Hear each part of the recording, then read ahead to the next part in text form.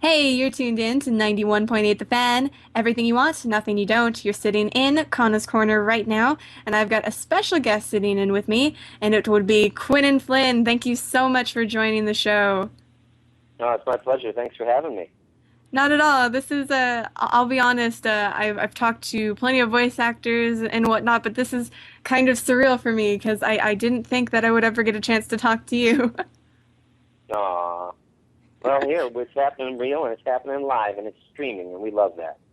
Awesome stuff. So it means we can get all the bloopers and all the funny stories in before you say cut. Exactly. Now, obviously, we invited you on for our Final Fantasy week, and we had Crispin on earlier who talked a little bit about your roles as you as Reno and him as Rude, and he described it very funny. Actually, he described you guys as sort of Mud and Jeff. Oh, yeah. You're kind of the comic relief of the show, of the movie, rather. And did you have any interesting experiences being on Final Fantasy VII Advent Children? I just had a great time doing it. I mean, it was so much fun, and there was a lot of room for play, and I like the fact that I had the opportunity to be wry and sarcastic, which is part of my nature, and I just dug what they did with it overall. I thought it was really cool.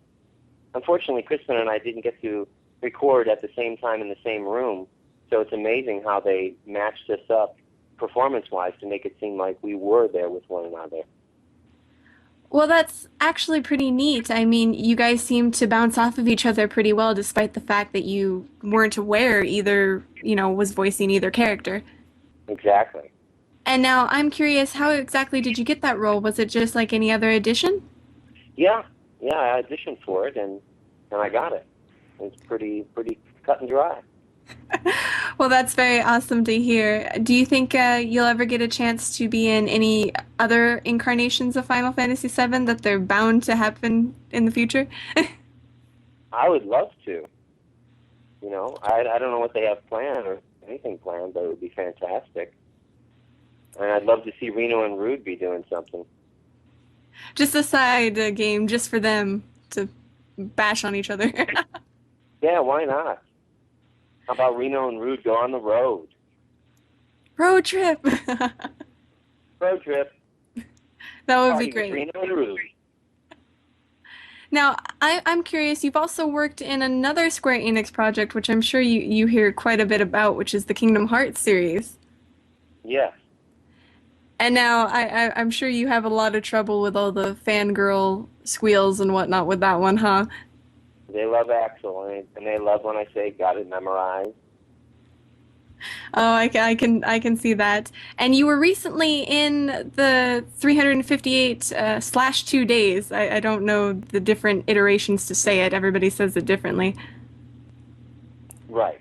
Was it interesting being in a DS game versus, say, a console game? Was there any difference in that? Not for me as an actor, because as far as performance goes, direction and acting goes, it's all the same.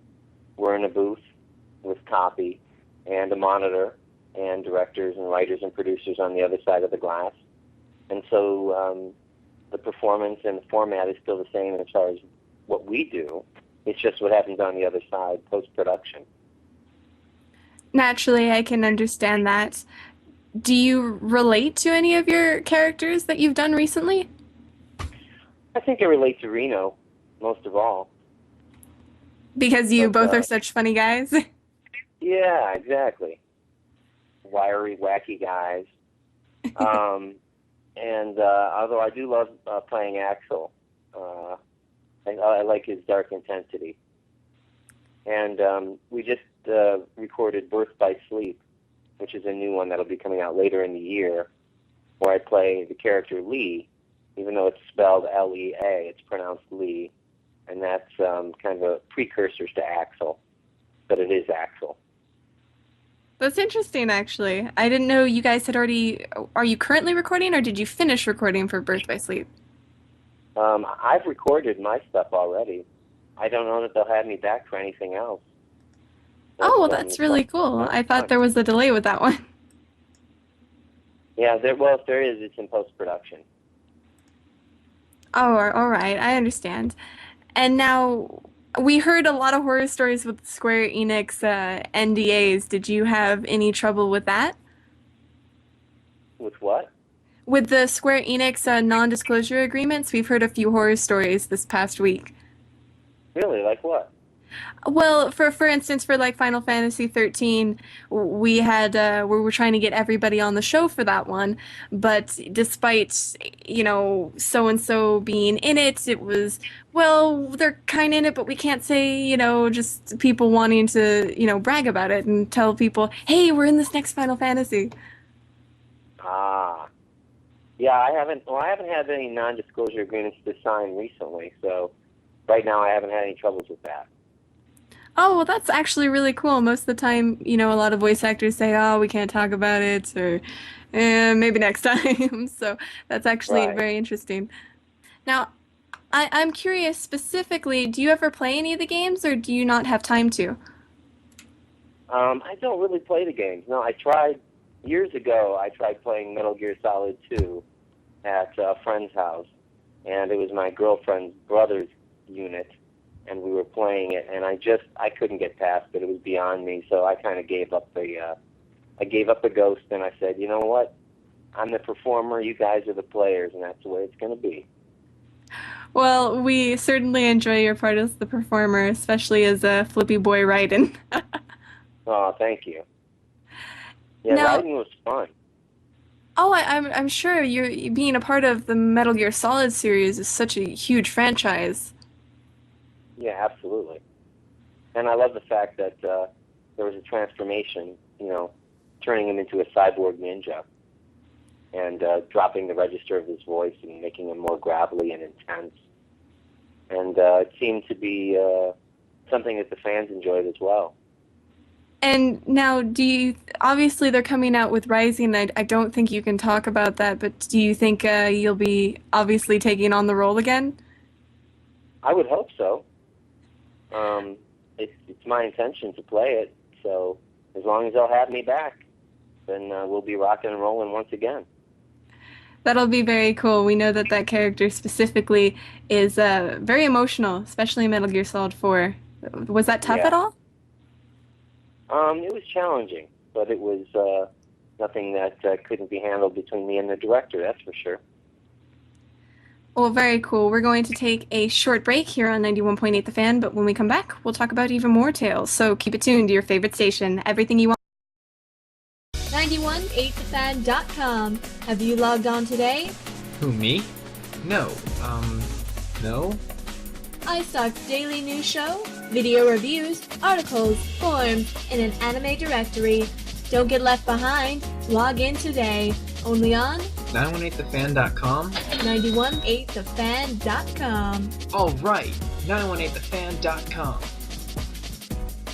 Hey everybody, you're tuned in to 91.8 The Fan. Still sitting in Kana's corner with me is Quinton Flynn. Once again, thank you for being on the show. It's great to be here, love. It's great stuff. I don't mind being here. I mean, I love it. I think you're great. I think your show's great. Your fans are great. Everybody be good. Mind yourself. Go veggie. I think we actually changed guests without me looking. That's it. Paul McCartney here. Just wanted to say hey. Cheers. Meet you Monday. That's amazing. You switched that on right away. That was great. Thank you. I thought No. it'd be fun to switch things up a little bit. Oh yeah, it was hilarious, and I'm sure all your fans will love it. Dig it. I'm curious though. We were talking a little bit in the background about your experience in the booth with a certain director. Yes, Chris Zimmerman, who directed me in Metal Gear Solid 2 and Metal Gear Solid 4. She's an outstanding director. She's just one of a kind, and we really have a great working relationship. It's really symbiotic, and it's nice to be able to slip in the word symbiotic. So I did. And Chris and I go way back. Back in the day, she directed me on The Real Adventures of Johnny Quest, where I play Johnny. So that's cool. The longer relationship you've had, the more, you've kind of been able to grow together. That's it.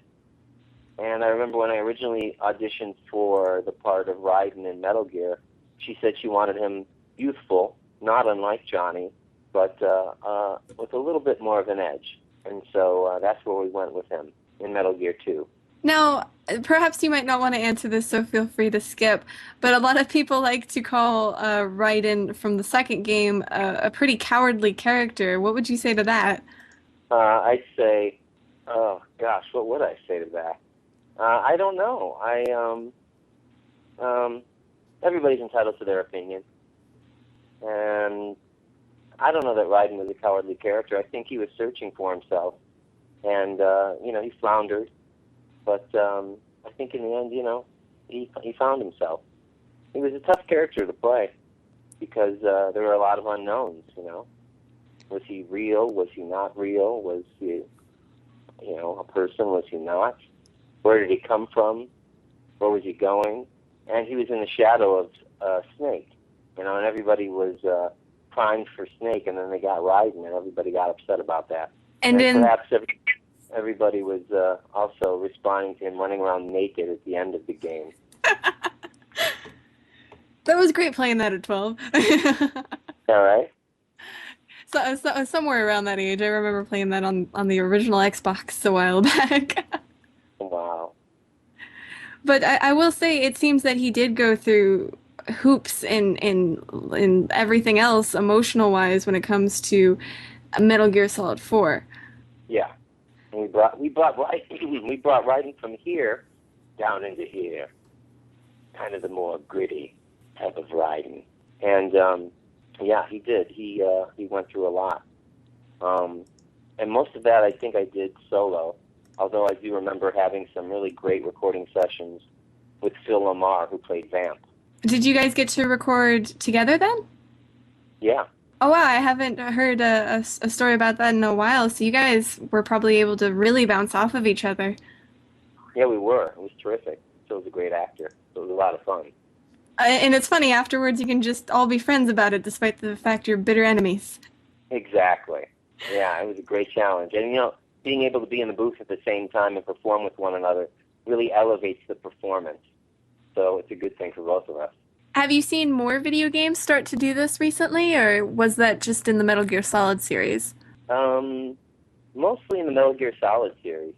Obviously, in Metal Gear Solid 2, I performed with a lot of actors and actresses. I used to get, the scripts were like phone books. They were so big. Metal Gear 4, not as much. I did more of that alone.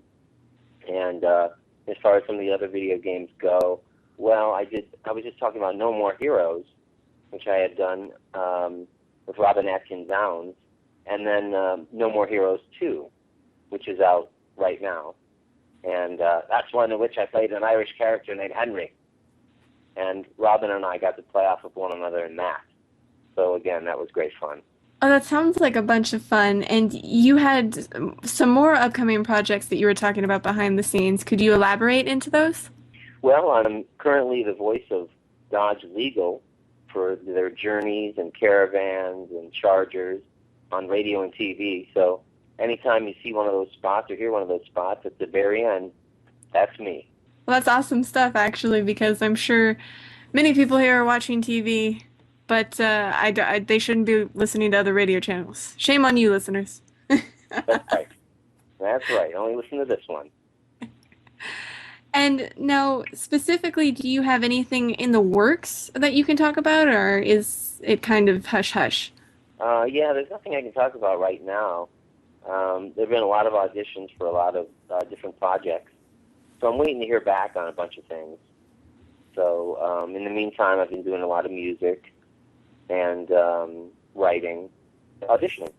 I actually didn't know you were a musician. I mean, I know you performed in, I believe the soundtrack for Metal Gear Solid 4, if I recall correctly. Hello? Hello? Did we lose one another? Oh, nope, we're still here. Can you hear us? Oh, now I can hear you. Oh, no biggie. That's live radio for you. Okay. It went silent on my end, and I thought, well, geez, what else do I have to say? But we were talking about conventions earlier, and I don't have anything slated particularly, although in May I may be going to the Ocean County Library in New Jersey for an appearance. That's something for the fans to look out for, especially those who live in New Jersey. And I'd be interested in doing Anime North again. That was a great convention, a lot of fun. But we'll see whether or not that happens. Well, we do hope to see you there. And actually, a question I was trying to ask while our call was being dropped, I didn't know you were a musician. Yes. Could Yeah, could I'm you? a singer-songwriter. I play a bit of guitar, harmonica, light percussion, and I've done original projects in the past. And right now I'm working with a group of musicians in a project called The Aural Wallpaper, spelled Aural, as in sound. And we've been gigging out at a place called Casa de Carlos on Thursday nights in Woodland Hills, California. And we do covers of obscure tracks and one-hit wonder bands from the 60s, 70s, and 80s. And it's been a lot of fun. In fact, Robbie Rist is in the band, and you might know him from not only his on-camera acting work, he was a child star in the Brady Bunch, but he's also done a lot of different game work and anime as well. Sounds like a good old time, actually. Oh, definitely. Do you guys plan on making a website or promoting that anymore?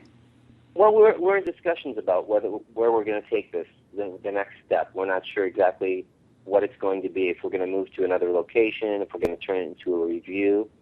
So it's in the works. Now, I was wondering, how can our fans, track what's going on in your life? Do you have a Twitter or any social media like that? I do have Twitter. I don't tweet as much as I should. Bad, shame on me. But they can follow me on Twitter. Also, I have Facebook, of course, Quinton Flynn. And I have a website that I'd love everybody to go to, www.quintonflynn.com. That's QuintonFlynn.com. And my girlfriend, Sarah Mayhew, who's a mangaka, illustrated a terrific character of me with my finger pointing to my head and a logo beneath me saying, "Got it memorized," in honor of Axel. And that is available to purchase through Cafe Press on T-shirts, mugs, mouse pads, really anything you want. And that link is available on my website, quintonflynn.com. That's where you can also see my sketch character demo and hear some of my music and my audio demos for some of my commercial stuff and character stuff. That is pretty cool. And I remember hearing a little bit about your girlfriend, I believe you said? Yeah. Yeah, I remember hearing a little bit that she was working on comics. Would you like to help promote her right now? Absolutely.